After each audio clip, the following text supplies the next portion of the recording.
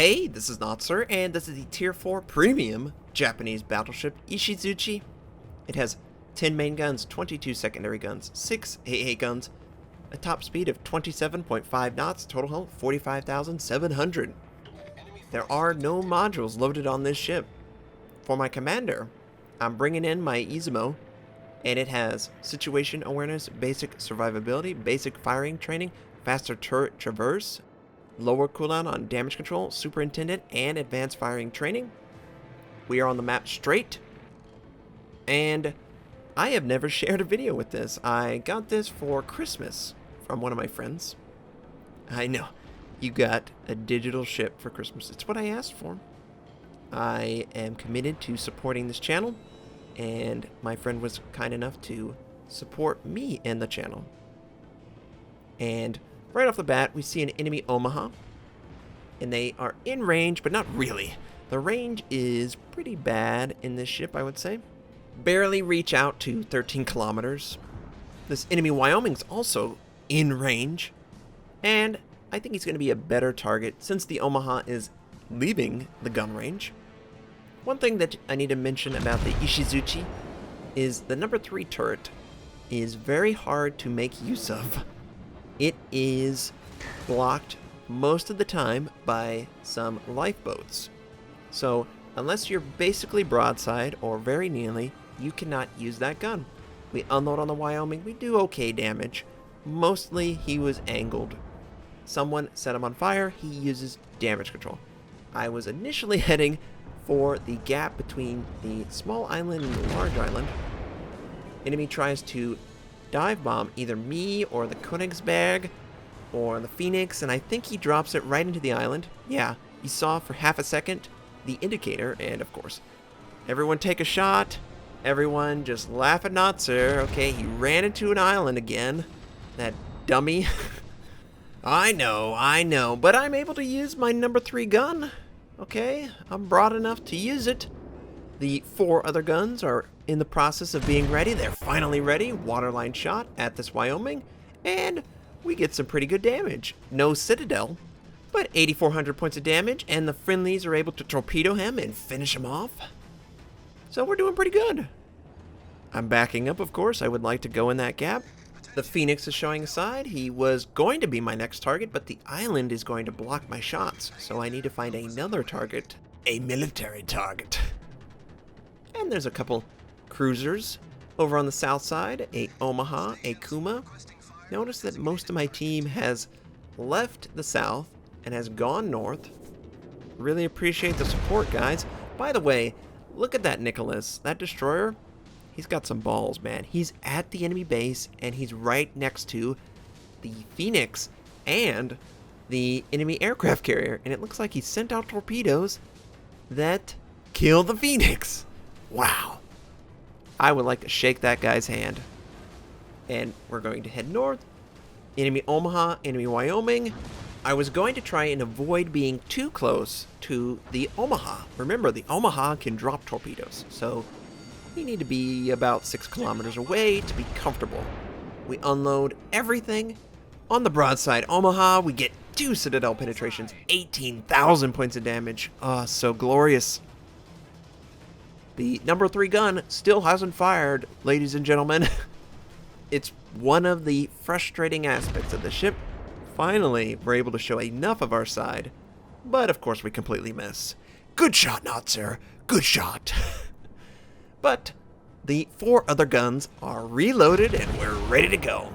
Don't need all of them, but we just want to make sure he's dead. We get another Citadel. Wow. Okay, cool. Now, you might have noticed that I made a quick check on the eastern side and I saw an enemy destroyer. Well, that was my planned escape route. Can't use that anymore. Soviet destroyer excels at killing battleships in close range. So, I'm calling an audible. I'm going to engage the Wyoming, and it's going to be at close range. There's no threat of torpedoes, and I would love to kill him. Notice his guns are pointed port side. He is engaging a friendly cruiser or a friendly battleship. We just don't have the ideal angle. We need to move to the left side, the port side, and we need to get a nice clean broadside. I'm trying to reorient my guns to face starboard side. And I'm just doing a quick check. That Nicholas is still alive, by the way. He is such a boss, man. I would love to shake his hand. But front guns are ready. We aim at the waterline. Terrible dispersion. Terrible dispersion. Terrible damage. Ugh. It really is the most frustrating aspect of low-tier ships. The dispersion is extremely high. The velocity is extremely low. And it's just really difficult to command a lot of skill when you see a dispersion like that. We're at 2 kilometers. We should just obliterate him.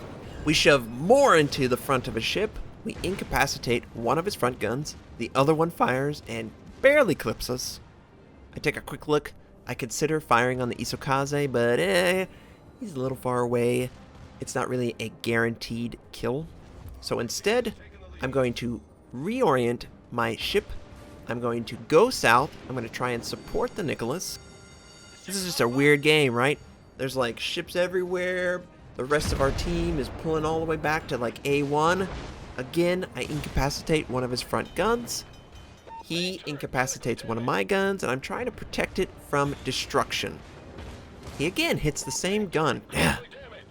Thankfully, we still had damage control immunity, so it's still in existence. He's showing a lot of his side, though. We are showing very little. The only thing that we're really losing is our guns to this guy. The back guns are ready to go. We fire at the waterline. Oh, juicy.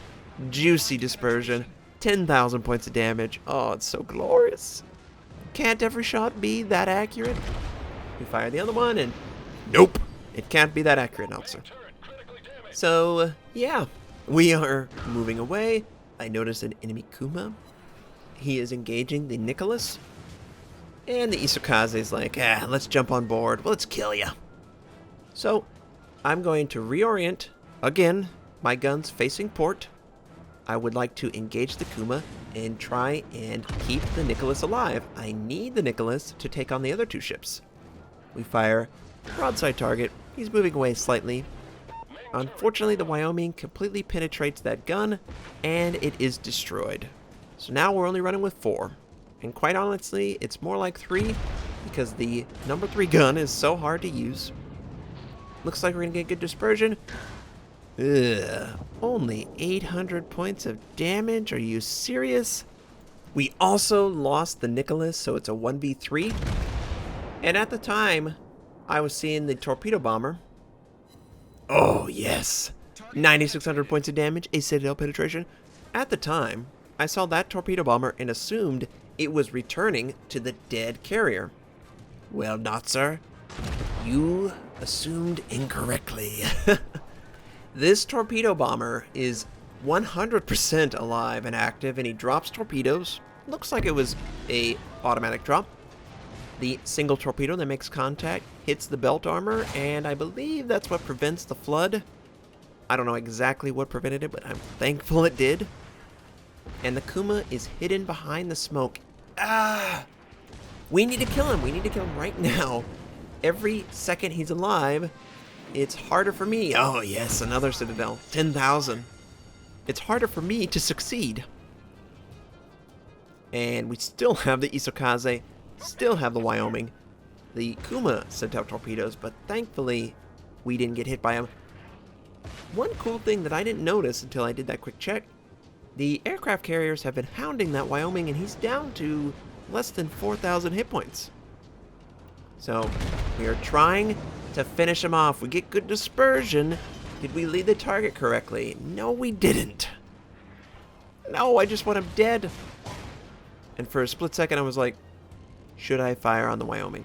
No. Finish the Kuma. Finish it, Notser. We fire the front gun. Yeah. Doesn't work out. We have to wait on a reload. We're down to under 4,000 hit points. 3 turrets ready, 3 turrets fire, and are we going to take him down? Yes! We also earned high caliber. The Ishizuchi sent out torpedoes, and we avoid them. My heal is almost up, and I'm like, oh, please come up, I need you. We immediately use it when it's available, and I would love to kill this Wyoming. So we have one back gun available. We fire at the Wyoming. Looks like we're going to get good dispersion. And oh man, that was a money shot. We needed that. That was a high pressure situation that paid off for us. But unfortunately, he drops us right back down to what our health was before we used the heal. We unload the rest of our AP. We do moderate amount of damage to the Itsukaze. And we switch to HE, because HE is better against enemy destroyers, Notser. So he's holding very neutral. He doesn't have torpedoes, obviously. The tell that he would have torpedoes is he would start showing his side. He's making it very hard to hit him. The combination of the size of his ship and the dispersion of the guns will make it nearly impossible to hit him. First one, second one, third one, fourth one, everything misses. A HE explodes close, incapacitates something, I don't know what. Enemy torpedo bomber is inbound. Oh no. Just what I don't want to see. And I didn't know that the island came out and grabbed you, so I have to avoid a little bit earlier. I'm going to ride the border, just barely off of it. I need every ounce of room to avoid these torpedoes. I am not on the border, mind you. I will not run into the border. And we try and fire again. First one misses. Second one disperses and misses. Third one, come on. Finally, the last one hits him, but oh, torpedo bomber's getting ready. And this guy did an automatic before, so we drop it. We go to full stop. We slow down just in the nick of time. We're able to turn to and avoid, and oh no, the Isukaze showing his side. You know what that means. We completely avoid the torpedo bomber torpedoes, but yep, more torpedoes. The Isukaze's dropped them. I think they're right on top of us. I fire the last of my rounds, and I'm dead, of course, but we killed him! We killed him! We killed him! And he's just got to be sick to his stomach. Notice he dropped his smoke. Oh, yes! So glorious. Going 1v3, 1v4-ish with the aircraft carrier and taking them down. Can't get any better than that. We were able to help our team win the game, or give them the best chance to win the game.